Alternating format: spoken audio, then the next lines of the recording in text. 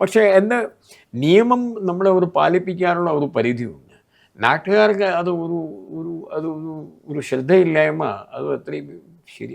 ഇനിയും 5000 നമ്മുടെ അന്ന് മരണത്തിൽ 5000 ആളുകൾ ഏകദേശം എല്ലാ വർഷം മരിക്കുന്നു. എന്തുകൊണ്ട് ഈ നമ്പർ 2000 അല്ലെങ്കിൽ 3000 വരെ നമുക്ക് തിരിച്ചു കൊണ്ടുവരാൻ പറ്റുന്നില്ല? ഇനിയും ശ്രദ്ധയില്ല. ലെക്ചർ കൊടുക്കാൻ ഒറ്റ ഉദാഹരണം ഞാൻ പറയാം. ലെക്ചർ കൊടുക്കാനും എനിക്ക് അത് കണ്ടാൽ എനിക്ക് സങ്കടം തോന്നി. എനിക്ക് ലെക്ചർ കൊടുക്കാൻ വേണ്ടി ഞാൻ ട്രെയിനിൽ മാത്രമേ പോവുള്ളൂ. അപ്പോൾ ട്രെയിനിൽ പോകുമ്പോൾ ട്രെയിനിന് വേണ്ടി നമ്മുടെ കാത്തിരിക്കുന്നു, സ്റ്റേഷനിൽ നിൽക്കുന്നു. മിക്കവാറും കോട്ടയം സ്റ്റേഷനിൽ ഇത് ഏറ്റവും കൂടുതൽ കോട്ടയം സ്റ്റേഷനിൽ നടക്കുന്നതെന്ന് എനിക്ക് തോന്നുന്നു. അവർ ട്രെയിനുകൾ ചിലപ്പോൾ ഈ അവസാനത്തെ സമയത്തിൽ ചിലപ്പോൾ ട്രെയിനിൻ്റെ പ്ലാറ്റ്ഫോമൊക്കെ അവിടെ മാറാറുണ്ട്. അത് അവരുടെ ഓപ്പറേഷൻ റിക്വയർമെൻറ്റാണ്. അപ്പം നോക്കുമ്പോൾ ആ ട്രെയിൻ അവിടെ വരില്ല, ഇങ്ങോട്ട് വരുന്നുണ്ട്. എല്ലാ ആളുകളും ഈ 100% സാക്ഷരമുള്ളൂ. നമ്മുടെ ബീഹാർ യു പിക്കാരോട് കുറ്റം പറഞ്ഞിട്ട് ഒരു കാര്യമില്ല. അവരോട് പറഞ്ഞാൽ അവർക്ക് സാക്ഷരത ഇല്ലല്ലോ എന്ന് പറഞ്ഞിട്ട് നമുക്ക് സമാധാനിപ്പിക്കാം. ഇവിടെ മൈസൂരിൽ ഒരു 10-50 ആളുകൾ ചെറിയ കുഞ്ഞുങ്ങളെ കൊണ്ട് താഴെ ഇറക്കി 2 ട്രാക്ക് ക്രോസ് ചെയ്യുന്നു, ഇങ്ങോട്ട് വരുന്നു. അപ്പോൾ എൻ്റെ അടുത്ത് ഒരു പോലീസുകാരനുണ്ടായിരുന്നു, ഒരു പോലീസുകാരി ഉണ്ടായിരുന്നു. ഞാൻ നിങ്ങളെന്നോ അപ്പോൾ പോലീസുകാരി ഇങ്ങനെ വിസിലടിച്ചു കൊണ്ടിരിക്കുകയാണ്. ആരും കേൾക്കുന്നില്ല. ഞാൻ പറഞ്ഞു, നിങ്ങൾ എന്താ ഈ വിസിലടിക്കുന്നത്? ചേച്ചാൽ എനിക്ക് എന്ത് ചെയ്യാൻ പറ്റും? ഞാൻ പറഞ്ഞു, ഇവർക്ക് എവരായിട്ട് നിങ്ങൾ ഇപ്പോൾ ഏതായാലും നിങ്ങളെ കണ്ടല്ലോ, നിങ്ങളത് അവരെ തടയാൻ ശ്രമിച്ചില്ലേ? ഇവരൊക്കെ പേരൊക്കെ മേൽവിലാസമൊക്കെ എടുത്തിട്ട് കുറേ ആളുകൾ അവരായിട്ട് കേസ് എടുത്തിട്ട് ഒരു 500 രൂപ 1000 രൂപ ഒരു ഫൈൻ വരെ ചെയ്താലും കുറച്ച് പേടി ഉണ്ടാവുമല്ലോ. കേസ് അതായത് പുള്ളികളെ ഒരു നിസ്സഹായം പോലെ ഒന്നുമില്ല. അപ്പോൾ ഈ രീതിയിൽ നമുക്ക് എന്ത് ചെയ്യാൻ പറ്റും? നമ്മുടെ ഈ നിയമങ്ങൾ അപ്പോൾ ഈ അമേരിക്ക, ഈ സൗദി അറേബ്യ, ഈ ദുബൈ പോലെയുള്ള ട്രാൻസ്പോർട്ടിൻ്റെ കാര്യത്തിൽ നമ്മൾ കർശനമായ നിലപാട് എടുത്താലേ മതിയാവും. അതായത് ഞാൻ പറയുന്നത് 2 തെറ്റ് ചെയ്താൽ ലൈസൻസ് ക്യാൻസൽ ചെയ്യണം. അവർക്ക് നമ്മുടെ പോലെ മലയാളികളുണ്ടല്ലോ ഗൾഫിൽ. നിങ്ങളും ചിലപ്പോൾ ഗൾഫിൽ പോകാതെ ഇപ്പോൾ ആരുമില്ല.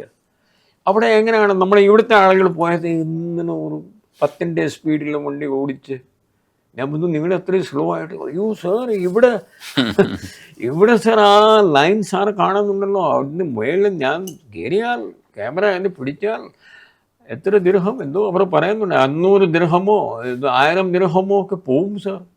ഞാൻ പറഞ്ഞു, നിങ്ങൾ ഇത്രയും മാന്യത, നിങ്ങൾ ഇത്രയും മാന്യനായിട്ട് നടക്കുന്നത് ഇവിടെയാണ്. നിങ്ങളും തന്നെ തിരുവനന്തപുരത്തിലോ കൊച്ചിയിലോ പോയാൽ നിങ്ങളെ ശ്രദ്ധിക്കുമോ? വിളിച്ചിരിക്കുന്നു, വേറെ ഒന്നുമില്ല. നമ്മുടെ ആ ഒരു 100 രൂപ 500 രൂപ 1000 രൂപ എന്ന ഫൈനാണ് വെച്ചിരിക്കുന്നത്. ഇതെല്ലാം ഒരു കൂടുതൽ തുക, ഒരു 10,000-ൻ്റെ താഴെ ഫൈൻ ഉണ്ടാക്കാൻ പാടില്ല എന്നാണ് ഗവൺമെൻറ് ഓഫ് ഇന്ത്യ പറയുന്നത്. അതിനകത്ത് പല സംസ്ഥാനങ്ങൾ അവരുടെ ആ രീതിയിലൊക്കെ ആ ഫൈൻ അവർ ഇടുന്നില്ല. അപ്പോൾ ആളുകൾ മരിച്ചേ കൊണ്ടിരിക്കുന്നു. ഈ ലൈൻ്റെ കാര്യത്തിലൊക്കെ സാർ ഉണ്ടായിരുന്ന സമയത്ത് കുറച്ച് സ്ട്രിക്റ്റ് ആയിട്ടുള്ള നടപടികൾ എടുത്തിട്ടുണ്ടായിരുന്നു, ഇപ്പോഴും തുടരുന്നുണ്ട്. ഇപ്പോഴേ അവർ മനസ്സിലാക്കണ്ടേ? അവർ ഇനിയും മനസ്സിലാവില്ല. ചില ആളുകളെ ഹെൽമെറ്റ് മാറ്റിയിട്ട് കയ്യിൽ വയ്ക്കും. ഞാൻ പറഞ്ഞു, എൻ്റെ കയ്യിൽ വെച്ച് സാർ ഇപ്പോൾ 1 കിലോമീറ്റർ വരെ ഒരു പോലീസുകാരൊന്നും ഉണ്ടാവില്ല എന്ന് എനിക്കറിയാം. എന്ത് പറയാൻ പറ്റും? പിന്നെ അത് അപ്പം പിന്നെ മരണം കുറയാനില്ല. നമ്മൾ വിശേഷിച്ച് നമ്മൾ തീരുമാനിച്ചിരിക്കുന്ന രീതിയിൽ ഇത്തരം നിയമങ്ങളൊക്കെ ഹെൽമെറ്റ് ഉണ്ടായിട്ടും സീറ്റ് ബെൽറ്റുകൾ ഉണ്ടായിട്ടും, കാരണം ഇത് നമ്മൾ ഒരു ആവശ്യം പറയുമ്പോൾ രാത്രി 1 മണിക്ക് നാച്ചുറലി രാത്രി ഒരു 11 മണി ശേഷം പിന്നെ ട്രാഫിക് ഡ്യൂട്ടിക്കാരൊക്കെ കുറവായിരിക്കുമല്ലോ. അതിന് ഒരു തോന്നും പോലെയാണ് നമ്മൾ വണ്ടി ഓടിക്കുന്നത്.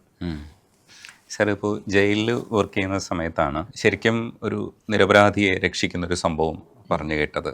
കാരണം അയാളൊരു കേസിൽ പെട്ടുപോകുമായിരുന്നു, ഒരു റിക്ഷ ഓടിക്കുന്ന മനുഷ്യൻ.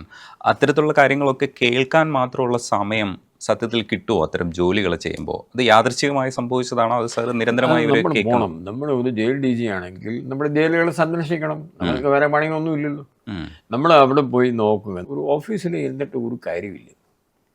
ഓഫീസിന് വേണ്ടി ഞങ്ങളെ ഓഫീസിൽ പണി ചെയ്യാൻ വേണ്ടിയൊക്കെ അവിടെ ആളുകളുണ്ട്.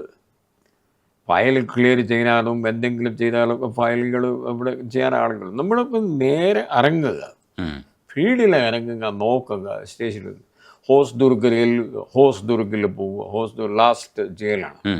ഹോസ്ദുർഗിൽ എന്താണ് നടക്കുന്നത്? അപ്പോൾ ഹോസ്ദുർഗിൻ്റെ സ്റ്റാഫ്, ആ സാറ് പറഞ്ഞു, അപ്പോൾ പിന്നെ അവർ കുറേ കാര്യങ്ങൾ അവിടെ നന്നാക്കി വെക്കും.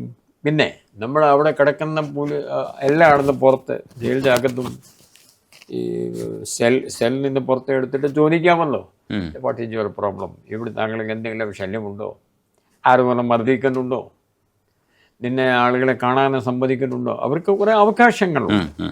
സാർ DGP ഇങ്ങനെ വന്ന് ചോദിക്കും. എൻ്റെ ജയിലിലും ചിലപ്പോൾ ചോദിച്ചാൽ എന്നെവരായിട്ട് പരാതി ഉണ്ടാകാൻ പാടില്ല, എല്ലാ കാര്യങ്ങളും നമ്മളെ കറക്റ്റായിട്ട് വെക്കണം. ഒറ്റ ജയിലിൽ പോയാൽ 10 ജയിലിൽ തന്നെത്താൻ കാര്യങ്ങൾ ഇമ്പ്രൂവ് ആവും. ഇങ്ങനെ ഒരു സന്ദർശിക്കുമ്പോഴാണ് അവർ ഒരു സങ്കടത്തിൽ പറയുമ്പോൾ ഈ കാര്യം പറഞ്ഞത്. സാർ ഞാൻ ഒന്നും ചെയ്തിട്ടില്ല, സാറിന് അന്വേഷിക്കാം. ആ ലോക്കൽ SP വഴി SP-യുമായി സംസാരിച്ചിട്ട് SP കൺസേൺഡ് ഇൻവെസ്റ്റിഗേറ്റിംഗ് ഓഫീസറുമായി സംസാരിച്ചിട്ട് അവർ പറഞ്ഞു ശരിയാണ് സാർ, ഇയാളത് തെറ്റൊന്നുമില്ല. അവിടെ തന്നെ അവർ തെറ്റ് ചെയ്യുന്ന ആളുകളും അവിടെ ഉണ്ട്. അവരും പറയുന്നു ഇല്ല സാർ, ഇയാൾ ഒരു ഓട്ടോ ഡ്രൈവർ മാത്രമാണ്, ഇത് കൊലപാതകം ഞങ്ങളാണ് ചെയ്തത്, ഇയാളുടെ ഓട്ടോയിൽ ഒരു സ്ഥലം നിന്ന് മറ്റേ സ്ഥലം വരെ പോയെന്നേ ഉള്ളൂ, അവർ തന്നെ പറയുന്നു. പക്ഷെ ഇതുപോലെ കേൾക്കാനും ഒരു DGP പറഞ്ഞിട്ടേ ഈ കാര്യങ്ങൾ പുറത്ത് വരുള്ളൂ. എന്ത് വ്യവസ്ഥയാണ്? അവിടെ ഒരു സൂപ്രിൻറ്റൻഡൻ്റ് ഉണ്ട്, സൂപ്രിൻറ്റൻഡൻറ്റും അത് കേട്ട് കാണുമല്ലോ. പക്ഷേ നമ്മുടെ അതിന് നടപടിയില്ല, ഒന്നുമില്ല. ആ ലോക്കൽ SP-യെ വിളിച്ചത് ഞാൻ പോയ ശേഷം ആ SP വന്ന് സംസാരിച്ചു. നമ്മൾ ഇതൊന്നും അന്വേഷിക്കാമോ, അങ്ങനെ പറയുന്നു, അതിന് കാരണമൊന്നും.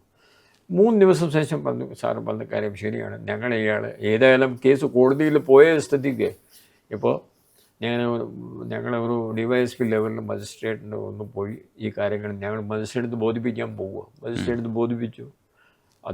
അദ്ദേഹമാണ് ഇതിനൊന്നും ഇല്ലാതെ പറഞ്ഞിട്ട് പുതിയ